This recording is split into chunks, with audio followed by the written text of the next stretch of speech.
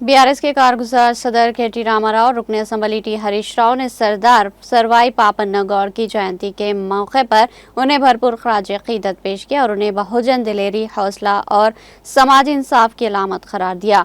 K.T.. Rama Rao ने याद दिलाया कि पापन्ना ने जुल्म के खिलाफ एक सच्चे मुजाहिद की तरह लड़ाई लड़ी और पसमानदा तबकात की इज्जत नफ्स और इनके वक़ार के लिए अपनी जिंदगी वक्फ कर दी। उन्होंने कहा कि तेलंगाना के लिए फख्र की बात है कि पापन्ना गौड़ जैसे अजीम रहनुमा यहाँ पैदा हुए, जिन्होंने बहुजन ताकत के लिए सब कुछ कुर्बान कर दिया। उन्होंने साबिक़ा वज़ीर आला के चंद्रशेखर राव को इस बात का सहरा दिया कि उन्होंने पापन्ना गौड़ की पैदाइश और बरसी को सरकारी सतह पर मनाने का आगाज़ किया ताकि आने वाली नस्लें इनकी जद्दोजहद और जज्बे विरासत में ले सके। इस दौरान हरीश राव ने पापन्ना के हौसले, मसावत और समाजी इंसाफ का मीनार करार दिया और कहा कि इनकी कुर्बानी हमेशा याद रखी जाएगी।